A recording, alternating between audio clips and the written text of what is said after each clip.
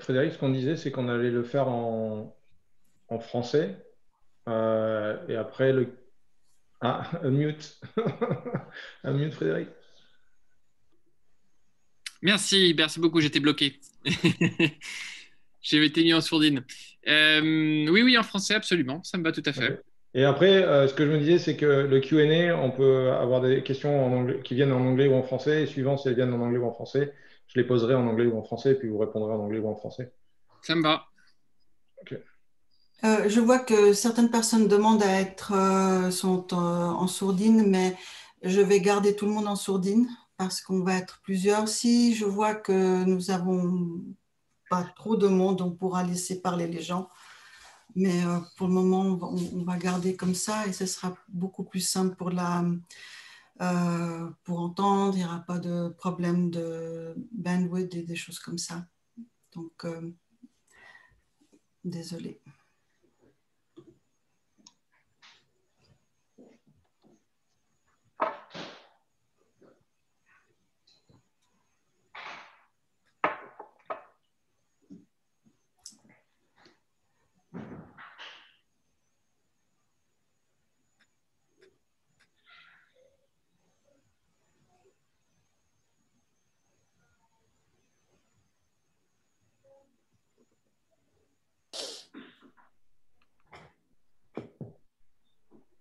Donc, en fait, ce qui se passe, c'est que si je mets tout de suite tout le monde en mute, chaque personne qui se met en mute, il faut à chaque fois que je le remette. Donc, je crois qu'entre Vincent et Frédéric, je vais vous laisser après vraiment.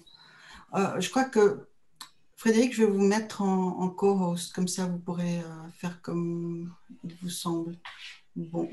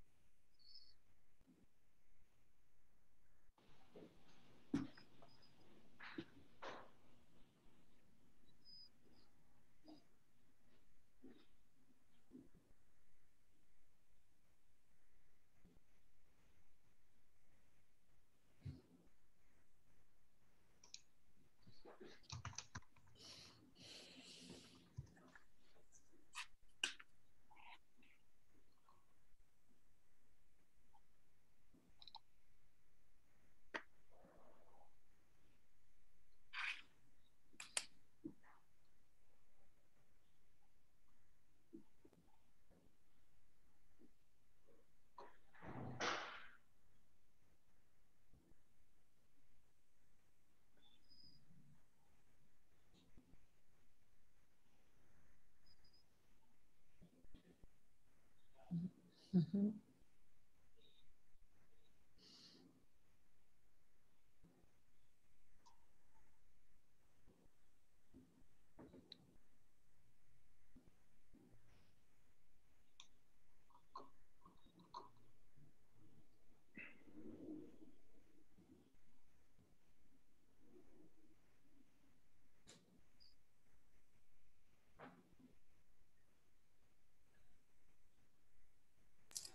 Nous attendons encore quelques minutes, 1 ou 2 minutes, ou Je c'est suis bien comme entre vos mains.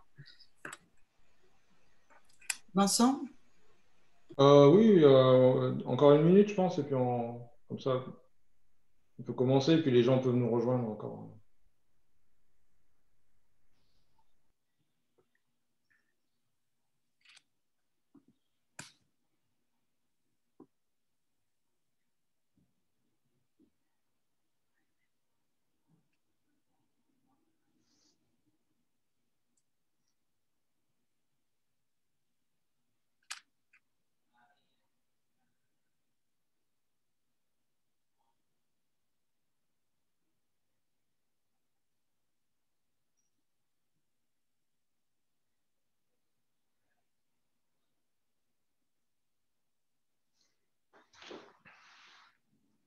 Youpi, tu as démarré l'enregistrement?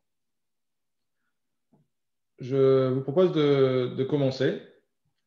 Bonsoir et bienvenue. Nous allons passer 30 minutes ensemble pour parler de la francophonie et du futur de la langue française dans le monde.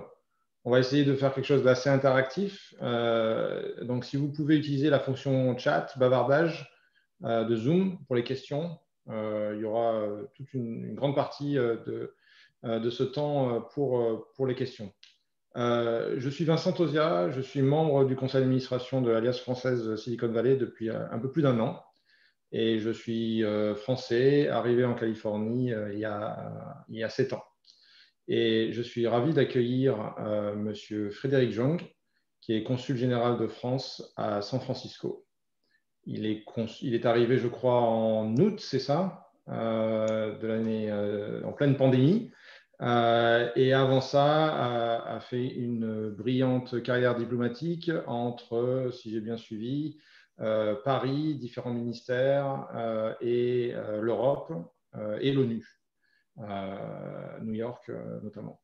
Voilà, je vais peut-être laisser la parole du coup à Monsieur le Consul, de manière à ce que vous puissiez démarrer l'intervention et après on ira dans les questions-réponses.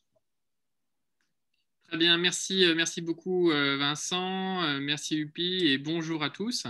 Effectivement, donc je suis, comme le disait Vincent, consul général de France à San Francisco depuis août dernier et effectivement arrivé en pleine pandémie.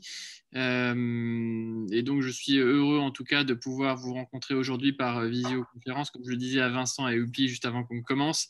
J'espère que j'aurai très prochainement, alors que les choses s'améliorent un petit peu, même si on voit que ça se dégrade à nouveau sur la côte Est et un peu plus au nord. J'espère qu'avec la vaccination et malgré tout, donc les progrès de la vaccination, on pourra bientôt revenir à quelque chose de plus normal et que j'aurai l'occasion à cette occasion, enfin que j'aurai donc la possibilité dans ce contexte de revenir vous voir à Los Gatos et découvrir donc cette belle alliance française. Voilà, donc vous le savez, le consulat, c'est une administration de l'État français qui a la responsabilité d'administrer, de contribuer à l'administration et la sécurité des Français de la circonscription. Mais les alliances françaises, et il y en a de nombreuses dans la circonscription qui sont très actives, elles vont bien au-delà puisqu'elles embrassent toute la communauté francophone et francophone en devenir. Et à cet égard, je veux vraiment saluer le travail qui est fait par l'Alliance française de la Silicon Valley, que ce soit sur le site de Palo Alto ou de Los Gatos, qui est vraiment remarquable. Alors, sur ce que je voulais vous dire, c'est donc on voulait parler de francophonie. Où en est-on actuellement sur la francophonie? Vous le savez peut-être, le français, c'est aujourd'hui 300 millions de locuteurs à travers le monde, c'est-à-dire 4% de la population mondiale. Et de façon assez intéressante, le français est l'une des seules langues avec l'anglais à être parlé sur tous les continents du monde. Pour autant, et justement parce que c'est une langue qui est parlée sur tous les continents, le français n'est pas vraiment la propriété de la France, n'est même pas du tout la propriété de la France. Le président Emmanuel Macron a dit un jour que lorsqu'il parle de la langue française, il parle de nos langues françaises et leur épicentre, il n'est pas ni sur la rive gauche ou la rive droite de Paris, mais il est quelque part dans le bassin du fleuve Congo. Et je crois que ce qu'il voulait dire à travers cette image, c'est que eh bien, si il y a 65 millions de locuteurs en France, eh bien, c'est finalement peu par rapport aux 300 millions de locuteurs du français dans le monde. Il y en a environ, on estime à peu près 60 000 Français dans le nord-ouest américain et le nord de la Californie. Sans doute une quarantaine de milliers dans la baie de San Francisco. Il y en a 21 000 qui sont inscrits au registre dans la baie. Mais tout ça, cela pèse bien sûr tout autant que les Français de métropole. Et au-delà des Français, des francophones bien sûr, partout dans le monde et notamment en Afrique francophone. Et donc, la langue française doit se réinventer et se réinvente aujourd'hui grâce à cette richesse et à cette diversité des cultures. que la langue doit embrasser. Et je veux évoquer à cette occasion de façon un petit peu voilà, une initiative que je trouve intéressante qui qu'à l'occasion de la journée de la francophonie qui s'est tenue le 20 mars dernier, comme vous le savez peut-être, puisqu'on est à la fin du mois de la francophonie, qui était le mois de mars, mais le 20 mars était la journée de la francophonie. Il y a une initiative intéressante qui a été lancée, qui est le dictionnaire, non pas du français, mais le dictionnaire des francophones. Et c'est un dictionnaire participatif. Je vous invite à aller jeter un coup d'œil. Je vais essayer de vous mettre le lien tout de suite dans mon Zoom. C'est un dictionnaire qui peut être donc complété par tout le monde. Je vous mets le lien ici à tous. Voilà. Hop. Et qui permet de recenser des mots un petit peu originaux de toutes les régions du monde. Et pour vous donner quelques exemples, en Belgique, on ne dit pas un congé sabbatique, on dit une pause carrière. Pour décrire une solution ingénieuse, mais avec peu de moyens, on dit au Rwanda, techniquer. Donc, c'est créatif. Et de façon rigolote, on dit en RDC, donc en République démocratique du Congo, on ne dit pas de l'eau gazeuse, on dit de l'eau à ressort.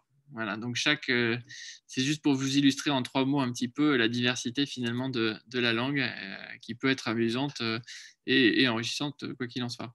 Alors la deuxième chose que je voulais évoquer avec vous, c'est le français aux États-Unis. Comme consul général, évidemment, ça fait partie de mon rôle que de promouvoir la langue française ici sur le territoire américain.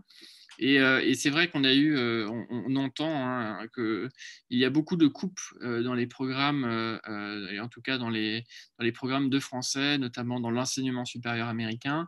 Une étude a montré que sur les 134 plus importants départements de français dans les universités, 75% étaient touchés par une réduction des personnels, des financements et des salaires. Donc voilà, c'est un point évidemment sur lequel on est vigilant. Il n'en reste pas moins qu'il y a aujourd'hui donc aux États-Unis 1,3 million d'étudiants qui apprennent le français à l'école ou à l'université, et c'est la deuxième langue, je trouve que c'est intéressant, la deuxième langue la plus apprise aux États-Unis aujourd'hui. C'est l'occasion pour moi de saluer, je l'ai déjà fait un petit peu au début, le travail remarquable qui est fait de façon générale par les enseignants de français où qu'ils soient, les alliances françaises bien sûr, les associations flammes aussi de français langue maternelle, les écoles locales et puis les écoles, les lycées, les universités. On a un réseau dynamique, vous le savez aussi, d'établissements accrédités par l'AEFE. On a même un lycée qui est conventionné par l'AEFE. Donc, on a en tout 11 établissements dans la circonscription qui sont accrédités à l'AEFE, et ce sont aussi des moteurs, bien sûr, de l'enseignement du français, que ce soit pour les Français et pour tout le public local qui est ici et qui est intéressé par cet apprentissage. Et qui est souvent d'ailleurs identifié comme un apprentissage de qualité et d'excellence. Donc ça, c'est une bonne chose aussi, qu'on ait ce bagage culturel et cette image d'un enseignement solide qui accompagne notre langue. Ensuite, il faut bien sûr saluer le travail des élèves, et je suis sûr qu'il y en a dans l'audience aujourd'hui qui apprennent le français, qui sont des apprenants, et je veux saluer vraiment la motivation et la résilience de tous ces élèves en français. C'est évidemment remarquable dans la période actuelle qui évidemment est compliquée pour tous. Pour faciliter le travail de tous, les services culturels de l'ambassade de France mettent à disposition des contenus pédagogiques, et mon équipe culturelle et Alice qui est en ligne avec nous aujourd'hui pourra vous apporter des précisions sur ce volet-là si ça vous intéresse. Le troisième point que je voulais évoquer, pour ne pas être trop long, c'est le sujet de l'avenir de la langue française. On estime qu'en 2050, il y aura la population de locuteurs de français aura doublé. Il y aura environ 700 millions de locuteurs de français, et notamment donc tout cela poussé par l'expansion démographique de l'Afrique francophone. Le français sera alors en 2050 la deuxième langue la plus parlée au monde. On estime que ce sera à peu près par 8% de la population mondiale, donc un habitant sur 12. Et cela aura nécessairement, si on prend un angle plus pratique, un impact direct sur le marché de l'emploi et notamment le marché de l'emploi américain. Et d'ailleurs, une étude a montré que le nombre d'emplois qui, aux États-Unis, requièrent le français a plus que doublé entre 2010 et 2015. Et déjà aujourd'hui, le français est la troisième langue la plus demandée par les employeurs américains dans le recrutement. Voilà, donc on peut s'attendre à ce que cette tendance à recruter des talents francophones continue à augmenter. Et donc, mon message, c'est que le français est un atout aussi dans une carrière professionnelle. Ça n'est pas qu'un épanouissement culturel et un exercice intellectuel. C'est pour cela que nous lançons des initiatives comme des foires à l'emploi francophones. Il y en a une qui s'est tenue au cours du mois de mars, qui a été conduite notamment par l'ambassade de France et qui permet de mettre en relation des étudiants francophones d'une part, qu'ils soient français, américains ou autres, et des entreprises qui recherchent des francophones. Donc des entreprises françaises notamment, mais pas que. Voilà, donc voilà un petit mot sur les perspectives du français très rapidement, hein, je ne voulais pas être trop long. Je conclurai simplement en évoquant une initiative qui me tient à cœur parce que quand on parle de langue française, on parle aussi de culture française et de finalement tout ce qui fait la culture française, y compris ce qu'ont à offrir les restaurateurs, les commerçants, qui sont ici les entrepreneurs. Et je voulais que chacun ait à l'esprit que le consulat soutient une initiative avec une start-up qui s'appelle Mapster, qui est une application qui propose des cartes géographiques en ligne. Et nous avons élaboré avec eux une carte géographique qui recense tous les lieux français donc de la baie de San Francisco, donc de Los Gatos, de San José, de toute la vallée de Silicon Valley, de San Francisco, et bien au-delà jusqu'à l'Alaska et Seattle, l'Oregon, etc. Tous les lieux français, donc les meilleures boulangeries, les meilleurs traiteurs et autres lieux français. Et donc, je vous invite à consulter cela. Je vous mets le lien ici. Hop là. Pour que vous puissiez retrouver cette carte et surtout la compléter, puisque pas de vexation s'il y a eu un oubli, on a sans doute oublié votre boulangerie favorite ou autre, mais justement tout l'esprit de cette carte, c'est de la compléter, donc n'hésitez pas. Voilà, je m'arrête là et je suis à votre disposition pour des questions. Alors moi, donc utilisez le chat s'il vous plaît pour les questions. Peut-être qu'on pourra même vous faire parler, Lupi, on pourra démuter les gens qui ont des questions, donc peut-être même lever la main. Mais moi, j'avais une question. Donc vous avez dit que d'un côté, le français allait devenir la deuxième langue la plus parlée, hein, si j'ai bien compris. Mais de l'autre côté, vous avez aussi dit que dans beaucoup d'endroits aux États-Unis, l'enseignement du français était de moins en moins bien loti, en fait. Et comment vous expliquez cette tension entre ces deux choses, cette projection et la réalité d'aujourd'hui? Alors, d'abord, il y a un contexte de court terme, je dirais, qui est évidemment en ce moment, le contexte sanitaire actuel. Les financements vers les universités ont diminué et on va voir ce que les plans de relance d'investissement et autres peuvent réserver aux universités. Mais en tout cas, en ce moment, on a observé, hein, même dans les grandes universités de la baie, une grosse diminution des financements publics et les départements de langue sont touchés par cela. Mais il y a bien sûr aussi la concurrence d'autres langues, naturellement. Ça va de soi et je pense à l'espagnol, je pense au chinois et à bien d'autres qui aujourd'hui et paraissent être des langues utiles et vers lesquelles les étudiants ou les élèves s'orientent. Et c'est la raison pour laquelle mon propos était aussi de dire que eh bien, au-delà de l'agréable de la langue française, il y a aussi l'utile de la langue française. Et les recruteurs aujourd'hui aux États-Unis recherchent cette langue également. C'est une langue de terroir, c'est une langue de tradition. C'est aussi une langue d'avenir et une langue de technologie. Les entrepreneurs de la baie sont là pour évidemment le refléter. Mais voilà, ce n'est pas qu'une langue du passé, le français est une langue de l'avenir. Il y a cette concurrence avec d'autres langues, mais en fait, notre force, c'est que nous avons un système d'éducation primaire, secondaire qui est très fort aux États-Unis. Ça vaut pour toutes les régions, et il y a des régions intéressantes comme l'Utah, par exemple, où l'État encourage un programme d'immersion culturelle dans plusieurs langues, dont le français. Et donc, dès lors que vous avez une immersion très tôt, par élèves et étudiants, vous avez aussi d'autant plus d'opportunités de poursuivre après dans le supérieur. Et donc, c'est tout ce à quoi s'attellent les services culturels de l'ambassade et le consulat. Donc, c'est un enjeu, on suit de près et on va essayer de faire en sorte qu'on n'aille pas au-delà de cet étiage aujourd'hui.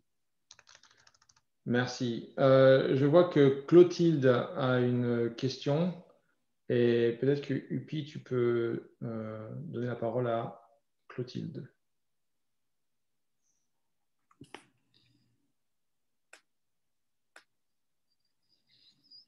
Oui, Clotilde. Je vois pas. Clotilde, toujours pas. Est-ce que je peux démuter? Mute. Je pense que c'est bon. Vous pouvez m'entendre? Oui, c'est bon. Merci. Justement, pour continuer sur ce sujet, je me demandais ce que le consulat pourrait faire pour aider peut-être les élèves américains à choisir le français comme deuxième langue. Parce que, comme vous l'avez dit, on a beaucoup de concurrence avec les autres langues, surtout par exemple le chinois où la Chine offre des bourses exceptionnelles aux élèves, tout frais payés pour venir faire des stages de langue en Chine. Donc, je sais bien que le consulat n'a pas ces moyens, mais est-ce que vous auriez des idées de ce que vous pourriez faire ou ce que nous, moi je suis professeure de français, ce que nous pourrions faire? Merci Clotilde pour cette question. Alors plusieurs choses. D'abord, je crois qu'il faut rendre l'enseignement, faut rendre le français sexy, pour parler franchement. Et ça passe par beaucoup de choses.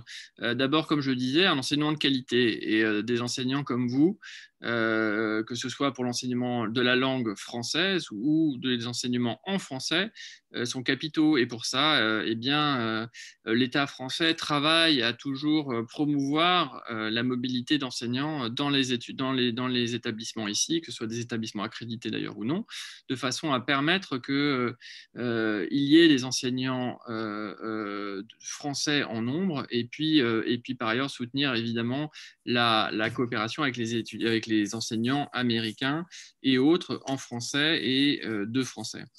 Ça, c'est la première chose. Ensuite, soutenir les établissements eux-mêmes. Et pour cela, il y a beaucoup de subventions qui sont régulièrement données, y compris dans cette période un peu difficile. Je ne vais pas vous donner ici les différents montants, mais les différents établissements qui sont…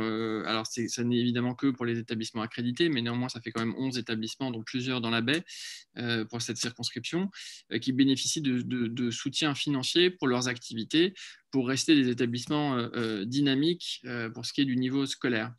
Ensuite, il y a évidemment la mise à disposition de contenus pédagogiques.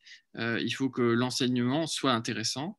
Et pour que l'enseignement soit intéressant, il faut que les contenus soient adaptés à tous les niveaux de classe, à tous les niveaux des apprenants, à tous les centres d'intérêt, par ailleurs, des apprenants. Quelqu'un qui travaille dans la tech et qui va apprendre le français n'a pas forcément la même façon d'appréhender la langue que quelqu'un, qu'un élève d'école primaire qui envisage de faire un échange scolaire. Donc cet aspect-là compte aussi. Par ailleurs, il faut promouvoir les échanges. Vous le disiez, certains pays promeuvent des échanges gratuits, tout frais payés.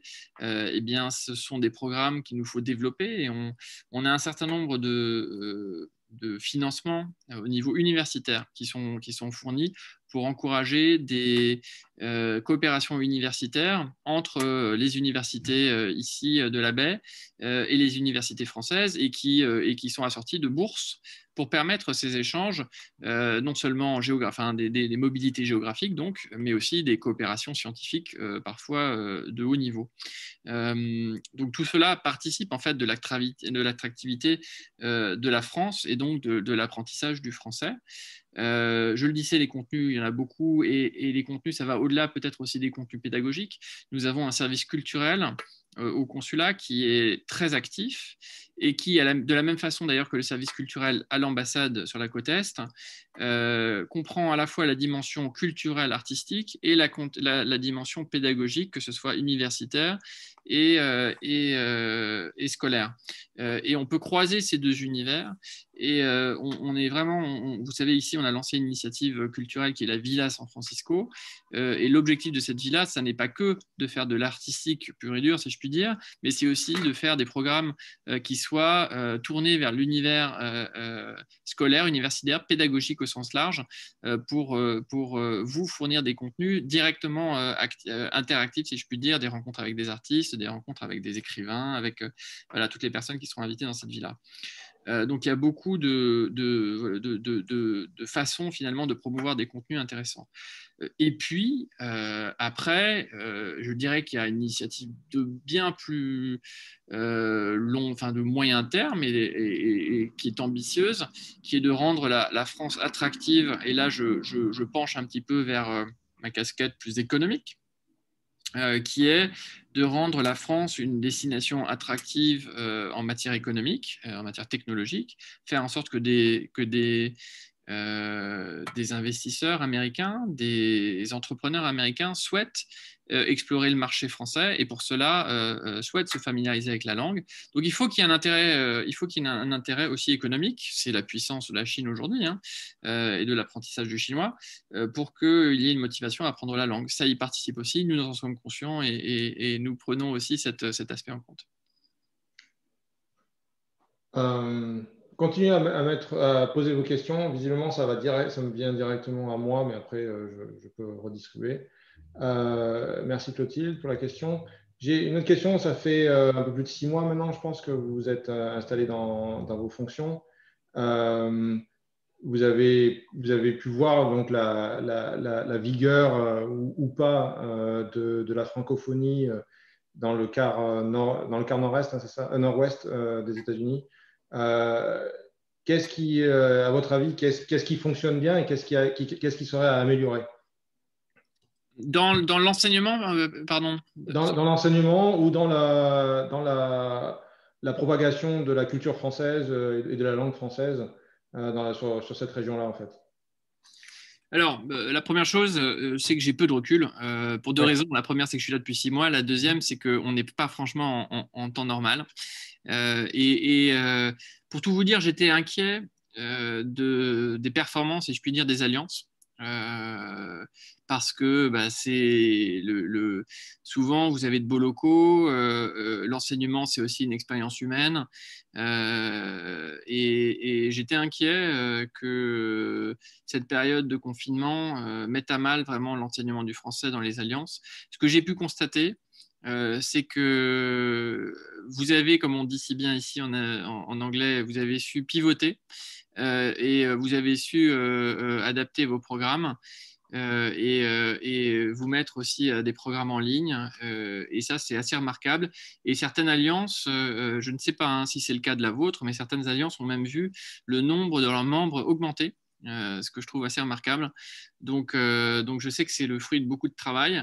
Et donc c'est le premier point que je voulais évoquer, c'est que les alliances jouent vous êtes de nombreuses alliances dans la circonscription et vous avez su vous adapter et vous participez de l'effort de l'apprentissage du français et c'était cette adaptation assez remarquable dans la période actuelle. Ça c'est le premier point. Le deuxième point, c'est les établissements scolaires, c'est évidemment essentiel.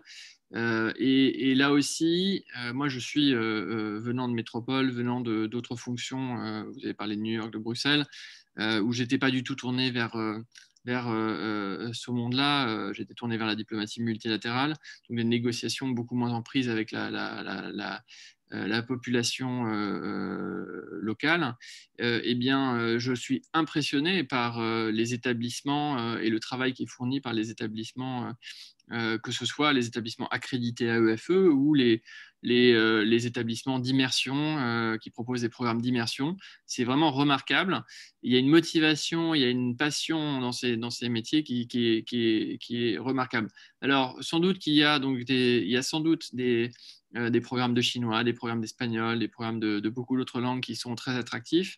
Mais ce que je note, c'est que là où se trouvent ces établissements de façon géographique, ils drainent aussi les enfants, les élèves des familles environnantes.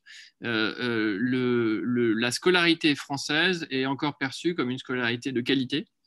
Et c'est tout l'effort que le consulat porte aujourd'hui que de soutenir ces établissements. Il y en a de plus en plus. On a un nouvel établissement accrédité, on en avait 10, on en a désormais 11. Donc on continue ces efforts et puis on va essayer de soutenir autant que possible aussi les programmes d'immersion d'établissements non accrédités qui sont souvent des plus petites classes, pas forcément jusqu'au collège et au lycée si on transcrit en groupe français, mais donc c'est notre ambition vraiment de soutenir ces programmes-là aussi. Et donc pour moi tout ça pour répondre à votre question, c'est plutôt des forces. Est-ce qu'il y a des faiblesses? On parle d'une zone géographique ici qui est gigantesque, puisque moi, je couvre une zone qui va d'ici jusqu'à Honolulu et Anchorage, et en passant par Boise et Missoula, donc tout ça est assez grand. Donc on a une zone géographique qui est très étendue, avec des pôles urbains très étendus, donc difficile de couvrir méthodiquement tout le panorama. Cela dit, en disant ça, je réalise qu'il y a finalement un État qui est très étendu, où les pôles urbains sont assez dispersés et où le français est dynamique. C'est, je le disais tout à l'heure, l'Utah, qui a un programme intéressant qui est porté par l'État d'enseignement de langues étrangères. Et le français en bénéficie. Et on a aujourd'hui un nombre d'élèves qui apprennent le français dans l'Utah qui est absolument impressionnant. Et du coup, je pense que si voilà, une dimension qu'on pourrait renforcer, c'est celle-là. C'est d'essayer d'envisager avec les États des programmes sponsorisés portés par l'État à la façon de l'Utah pour essayer d'encourager vraiment une politique de bilinguisme et qui bénéficierait bien sûr aux Français, mais aussi à d'autres langues. Et d'ailleurs, je tiens à le préciser, apprendre le français, ça n'est pas privilégier le français au détriment d'autres langues. On peut apprendre le français et le chinois. C'est aussi une richesse. Et pour tout vous dire, moi-même, mon père est allemand, j'ai aussi la nationalité allemande. Et donc, le consul de France parle à ses enfants en allemand. Ça peut paraître étonnant, mais ils apprennent le français avec leur maman et moi, je leur parle en allemand. Et ce que je constate, c'est des toutes petites, mes enfants, c'est que elles ne demandent qu'à apprendre et elles absorbent comme des éponges. Et donc, apprendre plusieurs langues, c'est favoriser chacune d'elles. Et donc, c'est une richesse. Et donc, ce n'est pas le français contre d'autres langues, c'est le français avec d'autres langues. C'est comme ça, je crois qu'il faut voir les choses. Alors, il est 6h30. Je ne sais pas si on a le temps pour une question en plus. Alors, juste une précision, j'ai avec moi Alice Lefrèche, qui est justement en charge des questions éducatives au sein du consulat, dans l'équipe culturelle. Je ne sais pas si Alice, tu veux rajouter quelque chose ? Alors simplement, j'ai vu que Upi l'avait relayé dans le chat. En fait, je voulais simplement préciser par rapport aux ressources pédagogiques qui sont proposées par l'ambassade et le consulat, on propose aussi des formations FLE à destination des enseignants de français. Là, par exemple, je sais qu'il y a 3 sessions de prévues en avril. Donc, n'hésitez pas à me contacter directement. J'ai mis mon adresse mail dans le chat si vous voulez avoir des informations supplémentaires, parce que ça peut être une manière aussi de redynamiser vos séquences pédagogiques en découvrant de nouvelles méthodes, de nouveaux outils pédagogiques, qui sont généralement souvent le cœur de ces formations FLE. Voilà. Merci. Je ne sais pas si on a le temps pour une question de plus. Frédéric, vous avez... Absolument, oui, allez-y, bien sûr. Alors, Élodie, est-ce que Upi, tu peux... Élodie avait une question.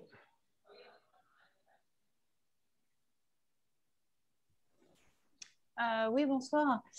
Vous avez parlé que, en fait, il fallait charmer les établissements scolaires, les élèves pour continuer à apprendre le français. Et en fait, je voulais savoir s'il y avait du démarchage dans les établissements scolaires aujourd'hui, aller faire de la publicité pour notre langue. Effectivement, le français va plus que doubler d'ici 2050. Selon moi, trop peu de professeurs de français sont formés ou prêts à enseigner aussi la culture francophone d'Afrique, surtout les professeurs FLE de métropole comme moi, même si on en a conscience. On n'est peut-être pas assez armé pour ça. Donc, est-ce que, premièrement, il y aurait des formations pour les enseignants de FLE ou de français pour s'armer, proposer un nouveau curriculum au niveau de la francophonie, de la francophonie d'Afrique? Et deuxièmement, est-ce qu'il y a de la publicité? Est-ce qu'il y a du démarchage dans les écoles pour aller vendre cette explosion de français d'ici quelques années? Alors, oui, d'abord, c'était encore une fois, là, c'est vraiment une tâche ardue en ce moment. Je crois que les établissements ne sont pas forcément réceptifs quand on voit tout le débat aujourd'hui sur ouverture, fermeture.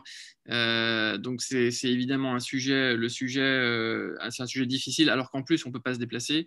Donc, moi, je peine à prendre mon bâton de pèlerin aujourd'hui, à aller voir les uns et les autres, puisqu'on on était tous un peu contraints par la pandémie.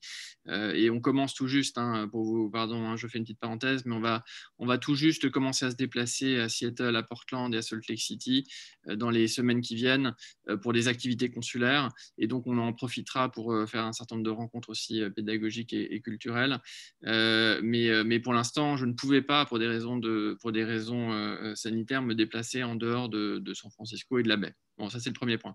Mais pour répondre à votre question, oui, c'est quelque chose que nous allons faire davantage. C'est quelque chose que nous allons faire, je dirais, vis-à-vis des établissements secondaires, vis-à-vis des établissements supérieurs, absolument. Et pour ce qui est des contenus pédagogiques, Alice, je te laisse peut-être compléter. Vas-y.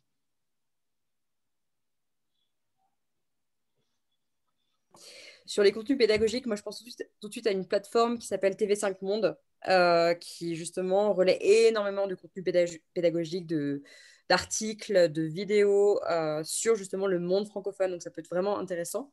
Je vais mettre le lien dans le chat si besoin. Mais ça, c'est typiquement des questions assez pragmatiques, en fait, très opérationnelles, que vous pouvez me demander directement et je vous relayerai, en fait. Je vous redirigerai vers les bons liens et les bonnes plateformes pour avoir ce type de contenu. Il y a une question en fait dans le chat qui demande est-ce qu'il y a des formations pour les professeurs FLE niveau universitaire? Alice. Oui, alors là, les formations FLE en fait de cette session par exemple du mois d'avril s'adressent essentiellement aux professeurs de collège, lycée, mais après il n'y a pas tellement de niveau attitré en fait, donc ça peut toujours être intéressant. Enfin, je sais que les formations qui sont définies en l'occurrence, elles ont vocation à s'adresser vraiment à tout type de niveau, pour pouvoir vraiment s'adresser à un public très large. Donc, je vous invite vraiment à me contacter pour que je vous donne plus de détails sur les modalités en fait, de chacune de ces formations et voir en fonction après de vos spécialités en fait, ce qui pourrait vous intéresser. Mais ça s'adresse effectivement à un public très large. Donc, ouais. Alice, juste une question. Quelqu'un demande qu'est-ce que signifie FLE? C'est le français, vas-y, c'est le français langue étrangère. Français langue étrangère, voilà. Exactement. Mais c'est une bonne question, Élodie, effectivement. Pour vous donner une idée, aujourd'hui, la région parisienne et ses 11 millions d'habitants ne sont plus la première ville francophone. Aujourd'hui, la première ville francophone, c'est Kinshasa, avec 15 millions d'habitants. Donc, vous avez parfaitement raison. La francophonie, c'est l'Afrique aussi. Et ces contenus sont essentiels et bien pris. Merci. Vous avez souligné avant le rôle des alliances dans l'enseignement du français et de la culture française. Je voudrais souligner que la session de printemps de l'Alliance française Silicon Valley vient de commencer cette semaine. On a 33 classes. Donc, Oupi, je ne sais pas si tu veux mettre le lien dans le chat, mais il est encore temps de s'inscrire. On a des conversations, des clubs de conversation. On a des rendez-vous bimensuels affaires étrangères, ça devrait vous plaire, où on écoute probablement un podcast de France Culture. Des ateliers sur la culture et le postcolonialisme, la Polynésie française, des ateliers comprendre l'art. On a aussi quelque chose qui fonctionne très bien, qui sont des discussions autour des œuvres audiovisuelles. Prochainement, le Arsène Lupin, revisité par Netflix, un ciné-club autour des Misérables, qui a été primé en 2019. Des conférences. Donc, il y a énormément de choses que notre alliance organise et on espère, comme le disait Oupi au tout début, si vous étiez là, reprendre en présentiel cet été, dès que c'est possible, dès que c'est autorisé par l'État, quoi. Mais donc on fait beaucoup de choses et on a bien pivoté. Enfin, l'équipe menée par Oupi a été assez exceptionnelle en mars 2020. Le pivot a été assez magistralement exécuté. On a eu très peur, mais ça s'est finalement pas trop mal passé. Moi, je suis à votre disposition, hein, si vous, à l'occasion, peut-être pas chaque semaine, mais pour participer vous parliez des différents groupes que vous organisez. S'il y a un groupe sur un sujet de politique étrangère, ça serait un plaisir de participer et d'échanger aussi sur le fond, bien sûr, avec vous. Ouais, ça serait bien. Ouais. Ben, on retient. Bien sûr, n'hésitez pas. Merci beaucoup. Oui. Je pense qu'on est arrivé au terme de cette session. Pour un vendredi soir, c'était bien. On n'est pas trop fatigué. Et je ne sais pas si vous voulez dire un dernier mot, mais moi, j'ai trouvé ça très intéressant. Et je vous propose d'arrêter là et de partir en week-end. Très bien, non, merci infiniment. Je crois qu'on a un public très varié aujourd'hui et en tout cas, voilà, mon message, c'est vraiment le consulat est à sa porte grande ouverte pour toute sorte d'initiatives, que ce soit sur le plan culturel, éducatif, d'apprentissage du français. Bien sûr, la vocation du consulat, elle est avant tout consulaire, administrative. C'est aussi un rôle important, mais bien au-delà de ça, il y a d'autres fonctions et la fonction culturelle, la fonction économique et d'autres en font partie, et tout ça se rejoint autour de la promotion de la langue française. Et c'est évidemment une ambition forte pour mon équipe et pour moi de contribuer à soutenir votre travail et à l'apprentissage du français et au soutien des alliances françaises dans la circonscription, à commencer par celle de la Silicon Valley. Merci beaucoup. Merci beaucoup à tous, à bientôt. Au revoir.